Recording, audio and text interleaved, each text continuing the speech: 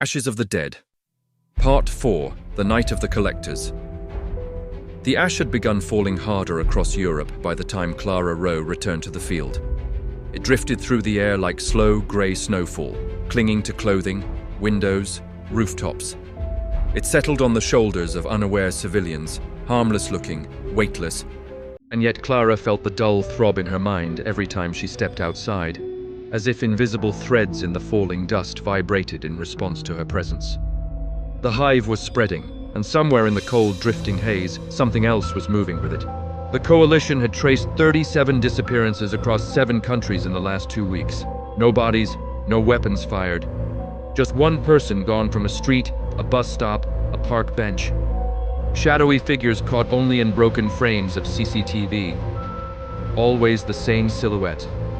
Tall, hooded, lantern in hand.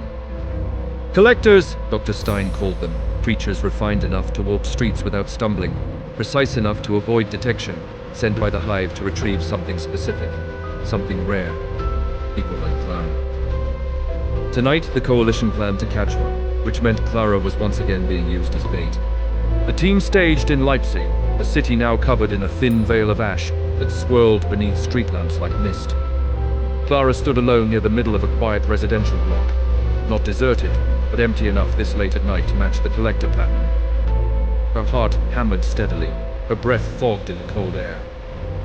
"Clara," Javier whispered through the earpiece, "you don't need to act brave. The teams are in all 4 quadrants. You're not alone." She murmured. "But these things don't care about our lives. They go where they won't." Dr. Stein's voice cut through next, sharp, clinical, focused. "We've reinforced all camera nodes. If it disrupts them the way the others did, we'll still have analog backups, and the moment it comes within 10 meters, the disruptors activate automatically." Clara adjusted her scarf, trying to look casual, like any other resident walking after midnight. But the streets were too quiet, the air too still. When the hive paid attention, the world changed, and the world was changing now. Her vision shifted in a way she couldn't describe, colors flattening slightly, depth sharpening at the edges. She wasn't seeing something with her eyes, but with the echo of the hive's attention brushing against her mind. "It's here," she whispered. "Where?" Javier asked. Clara turned slowly, every muscle coiled tight. At first she saw nothing but the street and the floating ash. Then the ash moved.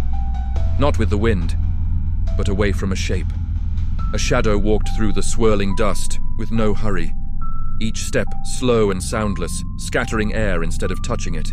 A tall figure emerged between 2 apartment buildings. Its coat hung in long, tattered strips that fluttered without wind. Its hood was deep, swallowing its face in darkness, except for 2 faint orange points that glowed like dying coals. And in its left hand hung a lantern. Not glass, not metal, but bone. White, curved, rib-like struts encased a swirling cloud of grey particles suspended in a faint orange glow. Ash fragments moved inside the lantern as if alive. Clara's pulse spiked. "It's beautiful," she heard herself whisper, before she caught the horror in her own voice. The collector stopped 10 meters away. The ash around its feet spiraled inward, almost reverently, as though being pulled toward it. Javier's voice rose tense. "We have visual. Stein, activate the—" "Wait!" Stein snapped. "It's scanning." Clara felt the pressure then. Subtle, like fingertips pressing gently on the inside of her skull. Not an attack. A test. A measurement. The collector tilted its head as if listening to her thoughts. "You want me," she whispered, breath trembling. "You came for me." The lantern glowed brighter. Inside it, ash fragments rearranged themselves into a tiny spiral, forming a pattern she recognized. Her own neural signature. From Briar Hollow, from Arroyo Negro, from the moment the hive touched her mind and failed to consume her. It was studying her, comparing her to the others it had taken. Stein hissed into the mic. "Clara, stay calm. We are detecting a resonance between your brainwaves and the lantern core." "It's reading me," Clara said. "No," Stein corrected. "It's learning you." Clara stepped backward instinctively. The collector matched her movement exactly. Javier swore under his breath. I hate how human that looked. Then everything happened at once. Clara blinked, and the collector was only 5 meters away. No footstep, no motion blur, just distance erased. Disruptors! Stein shouted. The street hummed as hidden coalition units activated. Air shimmered. A high-pitched whine filled the night like burning wires. The collector recoiled, not physically, but its internal glow stuttered, and Clara felt the pressure in her mind snap like a stretched rubber band. The lantern's swirling ash spasmed in chaotic loops. The collector raised its hand toward her, fingers splitting apart like growing branches, each one stretching, reaching.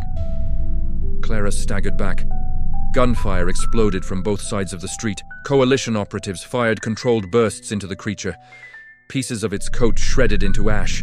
Its body cracked, revealing a network of glowing orange fissures beneath. It didn't bleed, it didn't fall. Instead, it dissolved, its body collapsing into hundreds of tiny fragments, then reformed 3 meters to the left. Clara gasped. It teleports through dust! No, Stein corrected. It disperses and reassembles. Not helping! Javier shouted. The disruptors fired again. The collector screamed. It was not sound, not air, not a voice. It was pressure. Pure, raw, psychic distress rupturing through Clara's skull. She clutched her head, choking on the sudden spike of pain. The lantern cracked. Actual cracks. Hairline fractures running down the bone frame, leaking tiny streaks of glowing ash. The collector looked at the lantern in panic. It sensed the danger. The Hive sensed the danger. The pressure in Clara's mind surged as if the entire global network focused directly on her for 1 terrifying second. Keep firing! Stein yelled. The operatives unleashed a final volley. The disruptors discharged simultaneously. The lantern burst, not like glass, not like metal, like bone shattering under too much strain. Ash exploded outward, thrown into the air like a volcanic plume. The collector's body recoiled as if struck with an invisible hammer. Its form collapsed, its limbs unraveling, its torso splitting into 4 drifting pieces. The lantern's core, the swirling center, bled its energy out into the street, losing cohesion. Without it, the collector's body couldn't reform. It hit the ground as a heap of twitching dust.